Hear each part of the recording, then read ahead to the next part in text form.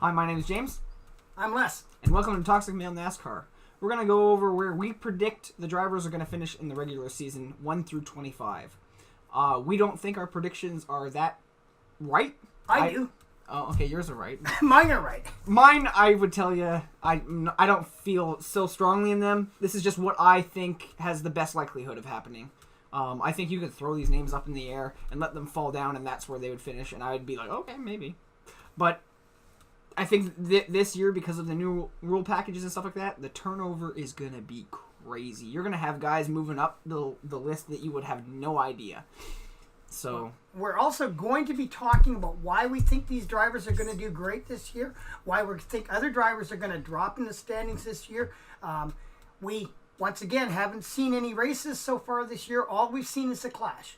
Yeah. So we don't know whether or not the new packages are going to be good for some of these drivers. If they're not, we don't know whether or not the switching teams for some drivers is going to help them or hurt them. We also don't know some of the crew chief changes. Chad Knaus has moved over, and now he's crew chiefing William Byron. Does that move William Byron up 10 or 12 spots? Does that drop Jimmy Johnson down? Well, how does Jimmy Johnson go down any further, right? Jimmy Johnson now has a new crew chief. What's his name? Do you remember? Oh, I can't remember. Well, he's a rookie. And Denny Hamlin has a new crew chief as well. Yeah. And Kurt Busch also has a new crew chief. Well, Kurt Busch moved to another team. Yeah, some guys take their crew chiefs with them, like Truex took his, but that's a completely different example. But and then you've got some new young gun coming in, like Ryan Preece, who happens to be driving the 47. Ryan Preece, for me, I think you're going to expect big, big things from this kid. That kid earned the right to make it to NASCAR by working his butt off, taking chances. He never had much of an opportunity. And I thought basically when he didn't get a ride this year because the ride disappeared, we would see the end of it. Bang, next thing I know, he's in the 47, which is a pretty decent ride. I expect big things from him. There's a couple other kids coming in. Daniel Hemrick is going to drive the number 8 car, the iconic Earnhardt car. Isn't that just incredible? Yeah, right? I'm actually really happy that they're bringing the 8 back. And to Childress to do that, I didn't really like it when they brought back the 3, but bringing back the 8, it has a whole different feeling for me, and I like it. I really do. I agree. The 3, I think, should have stayed retired. For me, my little brother, who's now deceased, was a massive Earnhardt fan, and when Dale passed on, Jeff, he was crushed, just crushed, and he would actually be a little bit disappointed, maybe a lot disappointed.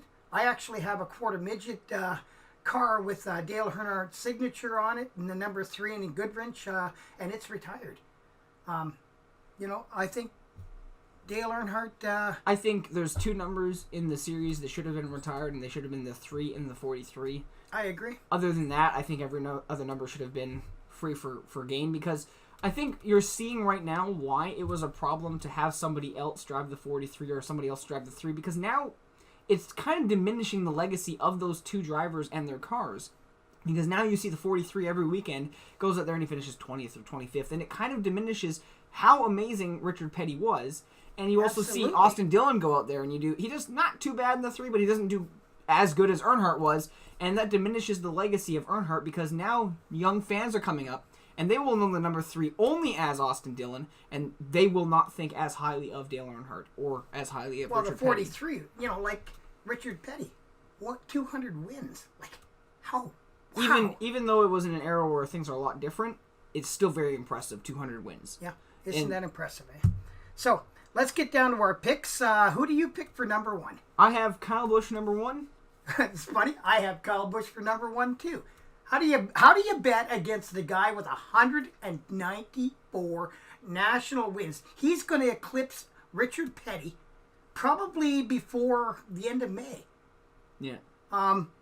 In wins, and despite the this is the dispute. Okay, some of Kyle Busch's wins are in the Truck Series and in the Nationwide Series. Well, how does that any less than some of the wins that Richard Petty would have gotten in lesser series? Like with lighter fields and in shorter races and stuff. I would argue that some of the fields that Richard Petty got wins from would be easily no more competitive than the Truck Series. Well, one year when Richard Petty won the championship, he ran 41 races, the next closest person to him to run the more races ran 27 races. Now, that doesn't diminish the accomplishment that No, Rick it doesn't. But what it means is that Kyle Busch's accomplishment is equally, equally substantial. Like, we're talking 194 National Series wins. Wow. Yeah, he is actually very impressive. Like, that guy, so he's at the top of my list. I expect to see 2-3 more championships from that guy before he retires at 40. And I think he's only getting better as a championship driver, not as a race winner, but he's only getting better as a championship driver. Yes. Consistency, yep. Yeah, and I think that we'll see him going for the top spot again this year. Last year was a real good season for him, and I expect another one. He's only 33 years old, too. He's got it feels like he's been around for 100 years, doesn't it? He has been around for 100 years. Okay, so who do you got at number 2 spot? I have Martin Truex Jr. I think Joe Gibbs is going to... You have Martin Truex, too? Well... I have Truex at number 2 because I think moving over to Gibbs being at the actual Gibbs team is going to do good things for him. I think the Truex Pern team is very good. I think that's the key. Is I the agree. connection and the chemistry between Pern and Cole Pern and Martin Truex. And we're Canadians, so we're always going to support a Canadian in NASCAR. Which and is Cole Pern. So I love Cole Pern. He's my favorite crew chief, 100%, just because he came from this country. And no, he's a championship caliber it's not crew chief. Like my favorite driver would be DJ Kennington then, and that's not the case. Okay. But yeah, Cole Pern is probably my favorite crew chief, and not just because he's from Canada. He's amazing. I think he is one of the better crew chiefs in the garage right now. I think it's down to Paul Wolfe and Chad Knaus as well. Those two are really good at doing strategy. It really amazes me how well he is. And okay, let's move on. So who do you got for 3? I have Chase Elliott. Well, it's funny that you've got a Chevrolet from the Hendrick stable. Who do you got? I got Jimmy Johnson from the same stable. They actually share the spit stall. You're not gonna like where I have Johnson. You're that's definitely okay. not gonna like that. You're probably not gonna like where I got Chase. Well, so I have Chase here because I think last year getting 3 wins was just a look into the future of what he's going to be. I think with these second year of the Chevrolets and the Fords being a little bit down, in my prediction is going to be the Fords are going to be a little down. I think Chase is going to step up and he's going to take the mantle of the Hendricks. I wouldn't say the Fords are going to be a little down or the Toyotas are going to be a little down, but I personally think the Chevrolets are going to take a big step up. Yeah. With the Camaro, I think they're going to be a better car this year. They're going to have figured out the aero problems they were having, and I think so. And that's why you have Johnson up there? Yep, I do. So, who do you got for 4? I have Kyle Larson. Really? I just believe in those Chevys. I really do. And I believe in Kyle Larson. I know we were just praising Kyle Busch, but I think Kyle Larson is the best talent in the NASCAR garage right now. I don't think he has it all together yet, but I think he's the best driving talent we have in the garage. And I think if he can pull that all together this year in his second year in the Camaro, I think we can see him up as high as 4th. And that's why I got him there. I got the closer there. Kevin Harvick. How do you count that guy out? He's in a Ford, which we are expecting aren't going to do as well. But you know something? At 43, I think he is. Yeah. That guy gets better every year. I can't believe how good he did last year. Like, I keep thinking, man, the guy's getting old. When is he going to start dropping off? I don't think yet. I don't think he's going to drop off either. I have him at 5. I only have him down this low because I believe that the Chevys are just going to be this much better than the Fords. So that's why I have 2 Chevys ahead of Kevin Harvick. I do believe that, like you were saying, you can't count against Harvick. Well, I think this guy I had an off year last year. I expect him to come back with vengeance, and that's Brad Keselowski.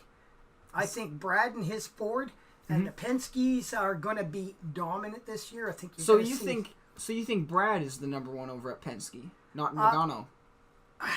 I don't know. It's funny because I have Logano in number 6. Oh wow! I have Logano at number 6 too, but I think he's going to be this much better than Keselowski. I think Keselowski's got more of the fire in his eyes, and I think he had an off year last year. He was coming on at the end of the season. Yeah. Actually, both those two came on big time at the end of the season. That's why you saw Logano in the championship. But, I think Keselowski is still the leader of that team. I think Keselowski's getting a little old. He's pretty close to 40, and Logano's getting to that perfect prime age, and he just won his first championship.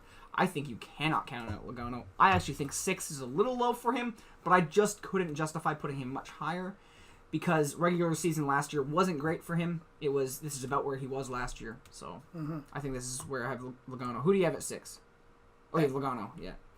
At 7, I got Ryan Blaney. I have another Penske driver at 7, Brad Keselowski. Yeah, so... The same reasons you were saying Brad Keselowski. I just think Logano is going to be this much better than Keselowski. Why do you have Blaney up that high, though? Penske. Yeah, you think Penske's going to be that good this year? Blaney got 2 wins last year. Do you not think that, just like you were talking about Chase Elliott, right? Mm-hmm. That's kind of a snapshot of what to expect. Like I think you're probably looking at the 2, maybe 3 or 4 there might be, but these 2 definitely championship caliber drivers that are now in the garage that are going to be for many, many years to come somebody to watch in your tail, or you'll be watching their back bumpers maybe. Yeah, I think you're right. I think it's Chase Elliott and Blaney are going to be the future of this sport. I have Blaney a little bit lower just because I think it'll be his first year in the Mustangs and he'll have to work a few kinks out. And they're definitely going to pool their resources into Keselowski and Logano. So that'll leave him the odd man out, I think. And he was down at around 10th last year, so that's kind of where I expect. My thinking is the guys without too many years in the Fords will adjust easier to the new Mustang than the guys that have been driving the older, what was it, a Ford Taurus, wasn't it? I think it was a Ford Fusion. Ford Fusion, and before that it was a Taurus. But anyway, they drove those cars for many years, and I'm really thinking that the guys that are new in the Ford stable are going to have an easier time transitioning. Well, I believe this is his 4th year. Yeah, but, like some of these other guys have been driving these Fords for 6, 7, 8, 9, 10 years. Yeah, like Logano, Keselowski, and guys like that. Okay, so who do you got at number 8? I have Kurt Busch. I think he'll... I'm not even going to argue because that's where I've got him too. I just believe that going over to Chip Ganassi is going to be good things for him. Obviously, I believe Chip Ganassi is going to have quite a step up this year because I have Kyle Larson at 4 and Kurt down at 8. So I just think he's going to do good. I like Kurt. I don't think he's regressing yet, but I think it's coming. Yeah, I agree. I think Kurt's got 1 or 2 more years before he starts sliding off the table. But, he's got to look behind him because there's a lot of young talent. And really, young talent is where it's at in NASCAR right now, I think. Yeah, there is a lot of good young talent coming. And they need rides, and these old guys got to get out of them. That's basically how it comes down to. Yep. So at 9, I have a young guy, Ryan Blaney. Well, not really that young anymore, but yeah, Ryan Blaney. Basically what you said about Ryan Blaney. Who do you have at 9? Chase Elliott. That's funny. That's actually kind of funny. I can't. I mean, I kind of understand why you have him that low, but I don't think you can justify it. Well, we'll see. So who do you got at number 10? At 10, I have Alex Bowman. Wow. Bowman the Showman. I think I like Bowman. I really do. I actually think I had him at 8, but I decided to put him a little bit lower. I swapped him and Kurt Busch. I really like Alex Bowman. I like Alex Bowman a lot. The problem is there's so much talent in the garage. Like, there's so many good cars in there. Like, how does he move his way up that far? And the thing is he's only a couple years into the show. Yeah. I think he's late to the show, too. Like, it's not like he was just, a 21-year-old or 22-year-old getting there. Like, I think he's in his mid to late 20s. Yeah, I think he's 27 is what we saw yesterday. Yeah. So he's pretty late making it to the show. And I agree with what you're saying that we have so much talent coming up right now, and there's just so much talent in the garage. Like 1 through 20 is like crazy how much talent you got there. Just incredible. So I think there's going to be some guys falling down, and who those guys are, I couldn't tell you. But I think there's going to be 2 or 3 guys that are going to fall down this year, and that are going to have their basically their position in the standings taken by a younger guy or a guy moving up. I think that's what's going to happen. You're going to see in the power ranks, youth move up the ranks, and some of the older guys. And it may not be because they've slipped. It might be because the young guns are that much better. I agree. It's a possibility. That's what I think. So who do you have at 10? Kyle Larson. Hey, it's higher than he finished last year. The guy finished with no wins last year. I'm not too sure of Kyle Larson. He's always in the mix until the last 50 laps, and he seems to have a lot of issues towards the end of the races. And I'm having to wonder whether or not his,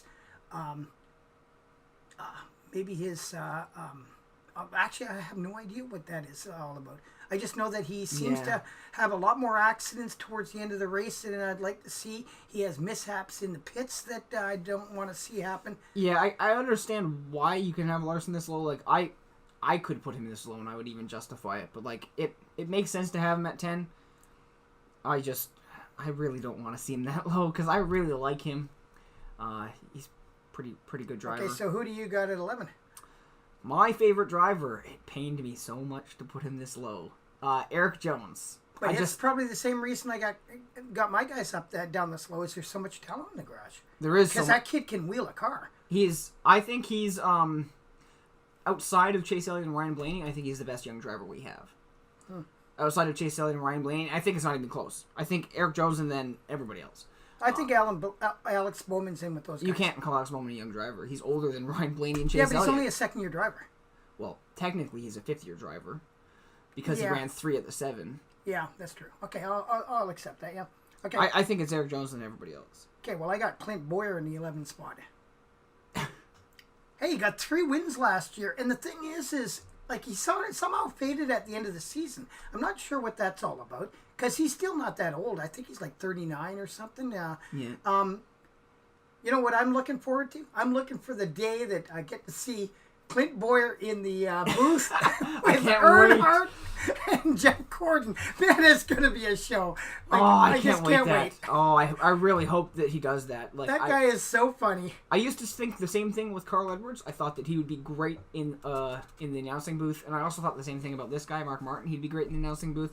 Both of them decided not to, and they just slipped away. So I hope Boyer. Mark Martin is still involved. Yeah, but he doesn't do announcing. No. Which I think he should. But Cousin Carl, I think he definitely should have stepped into the booth. That guy is funny. He's very muscular, so he's got a lot to say about fitness and stuff like that. Of all the people that have come and gone in NASCAR, I probably miss Cousin Carl the most. Yeah. I liked his driving. I liked his attitude. I liked the way he was such a gentlemanly figure, too. Yeah. I think right now, Cousin Carl's the one one of the drivers I miss the most of the recent crop to leave, but I think Boyer and Newman will be missed severely in my heart when they leave as well. I don't think Boyer is going to leave. I think Boyer is going to end up in the booth. Yeah. And Newman, I don't know how many people are aware of this, but he's an electrical and mechanical engineer. So I could see Newman possibly ending up on the other side of the bench, maybe crewing or a car chief or something like that at some point. Maybe somewhere in one of the shops working on racing engineering and stuff. Yeah, we could. I don't see why. So at 12, I have Jimmy Johnson. This is much lower than where you had him at 3, but with Jimmy Johnson, I just don't think you can bet one way or the other on this guy, so I had to put him somewhere in the middle of the road. So right now, it's so weird with him. Was it Chad Knaus not being a good crew chief that held him down last year, or was it Jimmy Johnson not being a good driver? I don't think Chad Knaus was not being a good crew chief. I just think Chad and Jimmy had lost their mojo together, their sync somehow. They just didn't seem to be when I was watching them.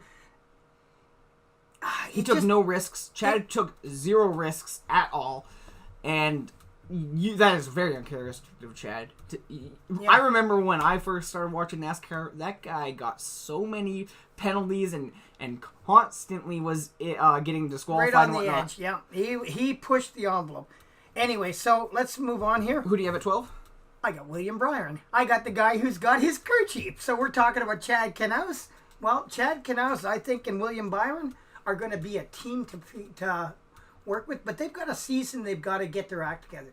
Now, it's not out of the question that by the time they get to the start of the chase, after they make it into the chase, that these two might gel to the point where they could possibly end up being, contenders for the top 8 and even the top 4. I don't know. Like, it remains to be seen how good William Byron truly is. I think Hendrick has got good things over there right now, and the top 4 spots in the 500, in the 500 so far right now, that's pretty impressive. That is very impressive. So and one of their guys won the Clash, and whether you want to dispute whether it was a bad wreck or not, Rebbing is racing, and Jimmy went for the win, and he got it. Yeah, if you guys say you wouldn't have done what Jimmy did to win that race, well, I would have actually probably done even more than what he did. I would have blatantly turned him. But if you guys say you wouldn't have done that, then you actually don't care about racing, and you don't care about winning. Like, you can't say you wouldn't have done that. I disagree. You would not have turned him on purpose. Well, okay, maybe I managed your cars for years. Okay, you wouldn't have. Not with 20 laps to go like that, but like if there was 1 lap to go, I definitely would have. And if I knew that the red was coming out that lap, yes, I would have. But yeah, I don't believe you would have. Anyway, if I knew the red was coming out, yeah. Okay, so let's move on. At 13, I have Denny Hamlin. Denny Hamlin. I know this is kind of low for Denny. I've expected to see him about 8th almost every year, 8th to 7th or something like that. But I really don't know what's going on with Denny. And I know Christopher Bell's coming, and I think he's taking Denny's ride. I think it's between Denny and Truex, who loses their ride next year to Christopher Bell. And it's not... There's not a chance he's getting rid of Truex. And it's not Truex, because unless Truex is really bad all of a sudden, it's not Truex. Truex has to have a disaster to lose his ride. Yeah, I would agree. So what you're going to see is Denny Hamlin is he's done. Like, honestly, he's either makes the chase and puts on a performance of the decade, or he... So basically, if he doesn't finish in the final 4, I think he's lost his ride. This might be a way too early prediction, but my prediction is that Ryan Newman retires this year, and Denny Hamlin will be driving the number 6 for 2020. That is my prediction. I know it's really early and it's quite wildly out there, but I think that's what's going to happen is you're going to see Denny Hamlin without a ride at the end of this year, and he'll have to go somewhere, and Childress will be like, we'll take you, and he'll go over and drive the 6. I don't think so. That's what I think. The 6 isn't a Childress car anyway. It's a Roush car. Oh my God! But anyway, I've actually got Ryan Newman finishing 13, and I think Ryan Newman actually pulls down at least 1 win this year. He's over driving the 6. I think that Roush is going to so high for Ryan. I think Jack Roush is going to put lots of eggs in his basket with Ryan Newman because he's not done really as well as he's liked to in the last few years. I think you might see the cat in a hat looking at retiring in the next few years, and he would like to go out with a bang. Yeah. So he's gone and grabbed himself a veteran. I don't know if you remember this, but Ryan Newman won 8 races in his sophomore season. 8 races that year. Yeah, I know that. Wow. And I know that after that happened, he realized you don't win races by win championships by winning the most races. You win championships by being the most consistent, and he immediately flipped a switch and became the most consistent driver I've ever seen. Yeah. He's reputed to be the hardest man in NASCAR to pass. Yeah, and every week you'll be watching the race, and the race will finish, and you'll be like, how the hell did Ryan Newman finish 8th? I didn't see him the whole race. He doesn't wreck. He doesn't. Takes good care of his car. He's not too I think flashy. that might be why you see him over at Roush. Yeah, but I think this is his last year. I really do. I think he'll announce his retirement pretty soon. I don't think so. I think he's got a few more. At 14, I have Clint Bowyer. I think this is Clint Boyer's last year driving the 14 with for Stuart Haas. I actually think that he could fall out of the chase. I just didn't have enough reasons to have him fall out of the chase. So I have him here at 14th. But I think this will be his last year at Haas, and he might announce his retirement this year. I could see it happening, but maybe next year will be his last. I don't see it. I think it's either this year or next year is his last. He's still not even 40. Clint's not even 40? Nope. Oh, I'm widely wrong then. I thought he was much older than that. Anyway, so what are we talking? 14, eh? Yeah. I got Alex Bowman. Now, I would like to actually have Alex Bowman up further, but I'm looking at my drivers here, and I'm going, well, whose spot would he take? I don't see anybody that's actually going to So Alex makes the chase. I'm hoping that he does really well in the chase this year. So you think Ryan Newman in the 6 racing for Roush is going to finish above Alex Bowman racing for Hendrick? Yes. All right. You can be wildly wrong if you want. Okay, well, I got Eric Jones in 15. Well, I mean, you can justify having him that low. I kind of understand it, but I don't think that's going to be as low as he finishes. But I can understand why you would think that. At 15, I have William Byron. I truly believe that he's going to make a step up this year. Not as big of a step as you think he's going to take, but I think he's going to take a step up from 20th to 15th. I think William Byron has just inherited the best crew chief in the garage. That's my personal opinion. Yeah, you might actually be right. He might have proven that by getting the pull on the 500. Like, they might have come out and instantly clicked and been like, William Byron was like, man, I got the best car now. Like, what the heck? Well, in the Daytona that's coming up, what we saw during the clash is that it's impossible to pass. Yeah. One line, everyone in one row. If you drop down out of that line, you go right to the back. So here's what's going to happen is whoever has the best pit strategy, whoever has the best, fastest pits, probably is going to have track position and will be in a position to win. And also qualifying position. In the 125s, I don't think you see any passing at all. I think you see one single line. Everyone knows they watched it. We watched it in the clash. Everybody that pulled out to try and make a pass went to the back. I watched it about 10 or 15 laps in. Kevin Harvick thought he'd try it. Boom, back to the back. There was a couple other guys. Boom, back to the back. Logano tried it. Blaney tried it. A couple guys, yeah. No, you go to the back if you get out of line. So I think you're going to see a single line. So that comes down to pit strategy, crew chief selection, and where you get to start. And William Byron gets to start near the front. I think he wins. So at 16, I have a driver who I might be a little too high on, but I really like this guy. I liked him when he was with his old car, and I think he's going to do great things with his new Gibbs affiliation, and that's Matt DiBenedetto, driving the new number 95. I really like Matt DiBenedetto. I agree. I don't have him that high up. Yeah. But you know something?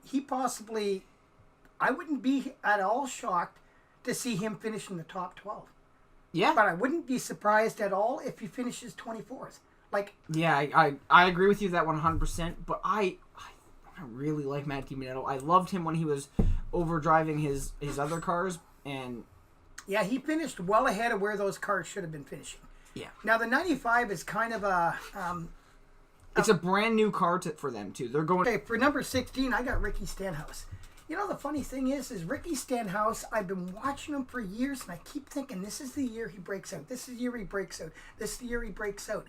The kid seems to really have a good handle on his car. He's a good driver.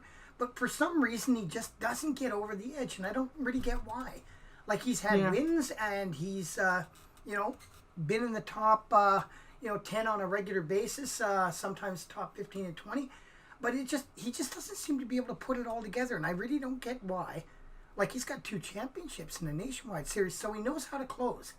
So, is the competition that good that, even as talented as Ricky Stenhouse is, that he, so I've got him making the chase, but that's it.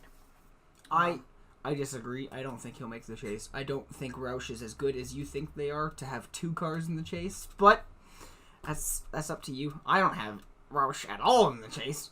At 17, I have Eric Almirola. I think I really don't know what to think with Eric Almirola. I do like him. One win last year. I don't think he makes the chase either. I also have him in 17. Okay, and I like the kid. He's a good guy and a good driver. Is he a great driver? I don't think so. I think there's so much questions with him. He could bounce up and finish 10th or 8th in the regular season, and I honestly wouldn't be surprised. I don't think so. I think he's more, for me, he's more likely to drop from 6th, 17th down even further. It all comes down to how well does he transfer over in these new Mustangs. That's what it comes down to, and also how much talent does he actually have? Was last year a fluke, or was it actually kind of a expectation of things to come? And that's the question I have with him. I have him at 17. I could have him in the chase, but there's just drivers I have above him that I couldn't move down. So at 18, I have Daniel Suarez. So do I. Kind of the same reason. New Mustangs with Daniel Suarez. A And new team. I think Daniel's going to do better than he did last year. How much better? Hard to say. yeah, I think if Denny or Clint fall out of the chase, you could see Eric Almirola and Suarez into the chase as well. I think it really depends on how well everybody else does and how well Suarez does. I don't think he's a great talent. I think he's a mediocre talent. And Well, I got Matt DiBenedetto in 19, and Matt DiBenedetto could pull down a win this year, and he could find himself in the chase as well. he could. I agree with you at Matt DiBenedetto. At 19, I have Ricky Stenhouse Jr. He could get a win. I don't think it's that likely, but he could get a win and he could find himself in there. I just don't think Roush is going to be that good this year. It pains me, even though I accidentally said Childress owned the number 6. That was a complete mistake. I do love Roush. I've loved Roush ever since Mark Martin. You got the 6 jacket on. Yeah, ever since Carl Edwards, Matt Kenseth, Greg Biffle, McMurray. That team, to me, was amazing. Okay, I got Denny Hamlin at number 20. I have... Does that shock you? Honestly, no. I kind of understand why I'm that low. I think that is a little bit low for him. Even if he does fall out of the chase, I don't expect him to get to 20. I expect him to get to maybe 18. But that's a little... I kind of understand where you're coming from with that. He doesn't seem to be getting better, but lots of the people around him are getting better. Yeah. And is that why he's fallen back? Maybe he's not any worse than he was. Maybe he's just not getting better as fast And as everyone else is. he's gonna find himself quickly from being the number 2 driver at Gibbs to now being, in my opinion, the number 4 driver. He's gonna find himself quickly falling down that ranking list in Gibbs. I think he's already there. Well, he wasn't last year. Last year he was not. Last year he was number 2, and this year You he's got number Kyle 4. and Martin. They're definitely number 1 and 2. And then it's between Jones and Hamlin who takes it, Yeah. and I think Jones has got it. Jones is the future. Well, Jones won a race last year. Made the chase. Yeah, so did Hamlin. But not because of point. So 20, I have Ryan Newman. I don't. Again, same thing as Ricky Stenhouse Jr.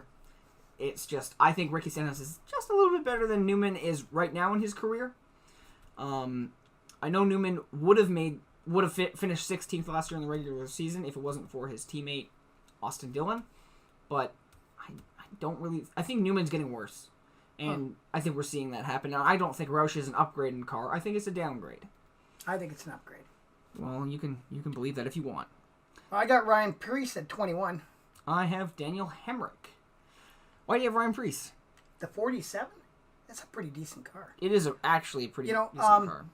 What I've been looking at is Ryan Preece, riding around in the 47. I could actually imagine that kid winning a race or two. How many races did he run in the Nationwide Series and he pulls down a win? Like, he put all his eggs in a basket and went for it, and here he is in the show. Yeah, I could see it. And in a pretty good ride. I mean, Christopher Buescher got a win in his first year in the same for the same team, and I know it was a restrictor plate race and all, but it could come down to the same idea. Yeah. I have at 21 Daniel Hemrick, and I really like Daniel Hemrick. I really do. I might be a little too high on him. Like, if you had watched our previous videos where we made our picks, I took Daniel Hemrick as one of my picks for one of the duels. And I might be too high on him. I don't know. I just really like Daniel Hemrick. And I think he might even be a little bit higher than 21st. I think he might even go up to 18th or something. Yeah, but he could drop even further. Who do you have at 22? Austin Dillon. I also have Austin Dillon. I like Austin Dillon, but Childress just, I don't know what's wrong with that team. Like, yeah, I don't. They had one car in the chase last year. No, they had 2. Newman was in the chase. No, he wasn't. Newman wasn't make it. No, Newman was. So they only 17th. had one car in the chase last year. And I think for Childress, their future is Daniel Hemrick, and I don't even think Daniel Hemrick's that good. Like, he's not going to be a great future to have, but I think that's all they got going for him, and it really sucks. Tyler Reddick is another good driver they have in their stable, but I got Reddick at 25. we're going to have to cut this out because Tyler Reddick is running the full season. Oh, really? Yeah. I thought he was running the full season in 31. No. He's only running a few races here and there. Oh, well. So I blew that one, didn't I? Yeah, we're going to edit that out there. No, we won't. Oh, okay. I'll stay with him. All right. At 22, I have where we said 22? Ryan at 23. I have Ryan Preece.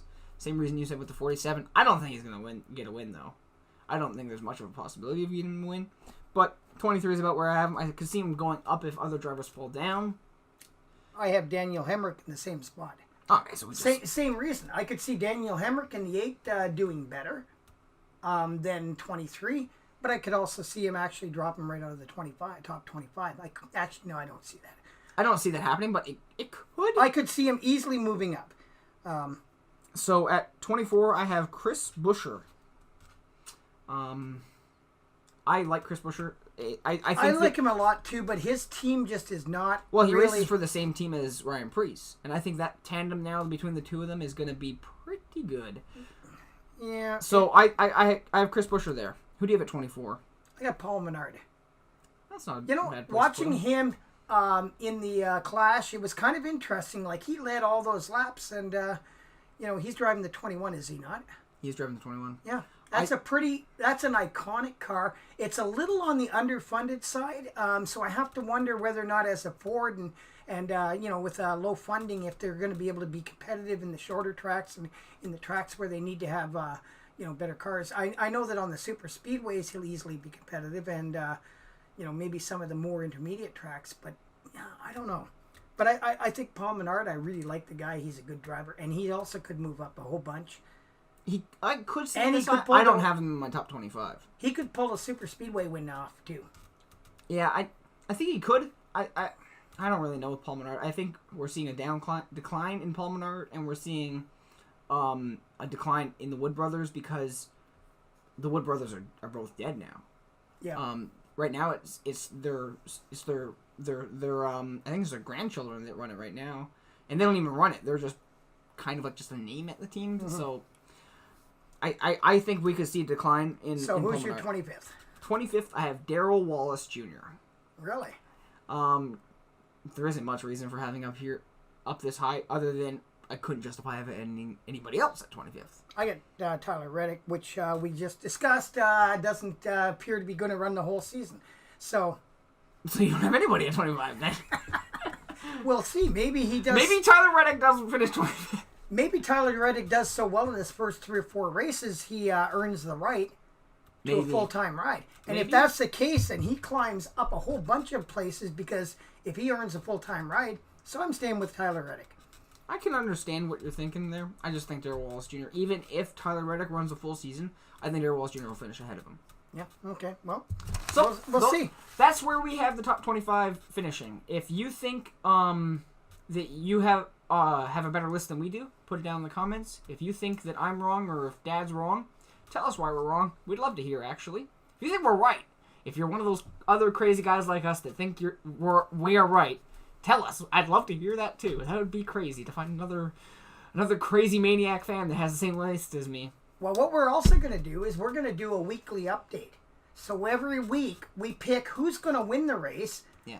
Generally what we do is we pick 3 drivers in order. Whoever won the week before gets to pick last. So the first guy gets to pick, and then I pick, and then he picks. Now, the reason I'm saying that is because I always win, right? Yeah, no, right. I actually, last year we did this, and I actually won it last year. But I won it by 5 points. 5 cumulative points and 1 race win. So what we do is we pick who we think is going to win the race. So we pick 3 people that could be anybody. Then we have to pick 1 person that's an also ran. And then we have to pick what's called a young gun. And that's somebody that's in their first or second year. Can't be anybody that's like Ryan Blaney's not one of them. Yeah. Right? So just Chase Elliott to give you Chase Elliott wouldn't be one of them. And neither would Eric Jones. So it's got to be somebody that has 2 or less years of full-time service in the Cup.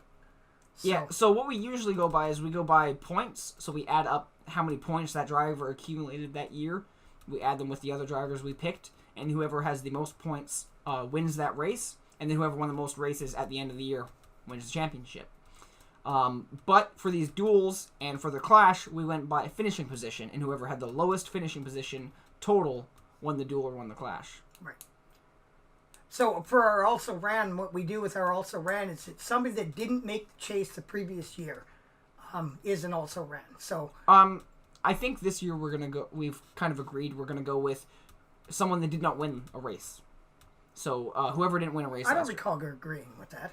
Oh, I think didn't win a race or make the chase. Okay. Well, yeah, or make the chase. Because guys that made the chase on points, I don't think they count either.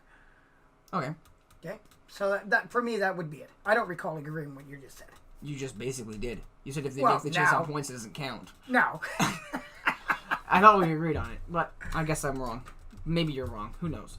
Well, I am almost 60 years old, so sometimes you tell me stuff. If you like this video and you want to see more like this, because every week, again, we're going to discuss the races and whatnot, you can hit the like button below to tell us you like this video. You can subscribe for more and hit the little bell notification to notify you when we upload a video. We have another channel where we talk about politics and other manly assorted things. It's called Toxic Male Manifesto. There'll be a link in the description for you to go and find it. With that being said, I hope you have a couple good races to watch on Thursday, and have a great day.